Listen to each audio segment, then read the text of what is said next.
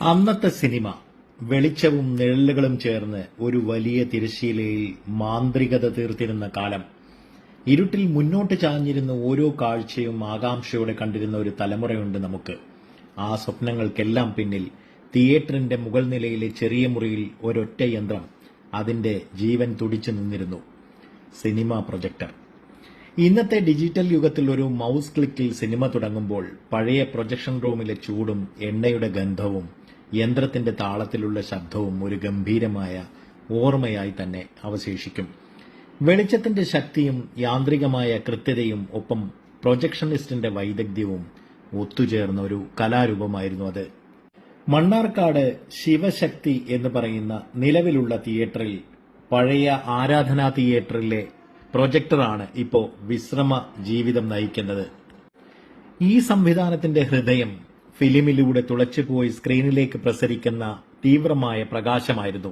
അന്നത്തെ പ്രധാന വെളിച്ച സ്രോതസ് കാർബൺ ആർക്ക് ലാമ്പുകളായിരുന്നെങ്കിൽ വൈദ്യുതി കടത്തിവിടുമ്പോൾ കത്തുന്ന 2 കാർബൺ ഇലക്ട്രോഡുകൾ അത് പുറത്തുവിട്ടിരുന്ന വെളിച്ചത്തിന് സൂര്യന്റെ തീവ്രത ഉണ്ടായിരുന്നു. അതോടൊപ്പം അത്രയേറെ ചൂടും. ആ ചൂട് നിയന്ത്രിക്കാൻ പ്രൊജക്ടർ സംവിധാനത്തിൽ എയർ കൂളിംഗ് സംവിധാനങ്ങളും ഉണ്ടായിരുന്നു. പിന്നെ ഫിലിം 35 മില്ലിമീറ്റർ വീതിയുള്ള സെല്ലുലോയിഡ് റീലുകൾ. ഓരോ റീലിലും ഏകദേശം 20 മിനിറ്റോളം ദൈർഘ്യമുള്ള സിനിമ ഉണ്ടാകും. സിനിമയുടെ ദൃശ്യം എന്നത് നിശ്ചലമായ ചിത്രങ്ങളുടെ ഒരു നിരയാണല്ലോ. ഈ ചിത്രങ്ങളെ പ്രൊജക്ടറിലെ ഷട്ടർ എന്ന ഭാഗം സെക്കൻഡിൽ 24 തവണ മറയ്ക്കുകയും തുറക്കുകയും ചെയ്യുമ്പോഴാണ് ചലിക്കുന്ന ദൃശ്യമായി നമ്മുടെ കൺമുമ്പിൽ തെളിയുന്നത്. യന്ത്രത്തിന്റെ ഓരോ ചലനവും കൃത്യമായി നടക്കേണ്ടിയിരുന്നു. അല്പം താളം തെറ്റിയാൽ സ്ക്രീനിലെ ദൃശ്യം വിറയ്ക്കുകയോ ചാടുകയോ ചെയ്യും. ഓരോ റീലും തീരാൻ ഏകദേശം 8 സെക്കൻഡ് മുമ്പ് സ്ക്രീനിന്റെ മുകളിലത്തെ വലതുകോണിൽ ഒരു ചെറിയ വെളുത്ത വട്ടം മിന്നിമായും. അതാണ് ആദ്യത്തെ ക്യൂ മാർക്ക്. അത് കണ്ട് പ്രൊജക്ഷനിസ്റ്റാണ് അടുത്ത പ്രൊജക്ടർ സ്റ്റാർട്ട് ചെയ്യുന്നത്. രണ്ടാമതൊരു ക്യൂ മാർക്ക് വരുമ്പോൾ ആദ്യത്തെ പ്രൊജക്ടർ ഓഫ് ചെയ്ത് ഷട്ടർ തുറന്ന് അടുത്ത പ്രൊജക്ടറിലേക്ക് ചിത്രം മാറ്റും. ഈ മാറ്റം അത്രയും വേഗത്തിലും കൃത്യതയിലും നടന്നില്ലെങ്കിൽ സിനിമയിൽ ഒരു വലിയ ഞെട്ടൽ പ്രേക്ഷകർക്ക് അനുഭവപ്പെടും.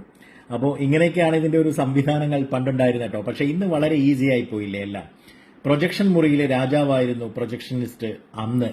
ഫിലിം പൊട്ടിപ്പോയാൽ നിമിഷങ്ങൾക്കകം അത് ജോയിന്റ് ചെയ്യാനും വെളിച്ചത്തിന്റെ ഫോക്കസ് തെറ്റാതെ നോക്കാനും സൗണ്ട് ട്രാക്ക് ഒപ്റ്റിക്കൽ റീഡറിലൂടെ കൃത്യമായി വായിക്കാനും അദ്ദേഹത്തിന് അസാമാന്യമായ വൈദഗ്ധ്യം ആവശ്യമായിരുന്നു. ഇന്ന് ആ വലിയ റീലുകളോ കാർബൺ കത്തുന്നതിന്റെ ഗന്ധമോ ചേഞ്ച് ഓവറിലെ ആകാംക്ഷയോ ഒന്നുമില്ല. ഒരു മൗസ് ക്ലിക്കിൽ എല്ലാം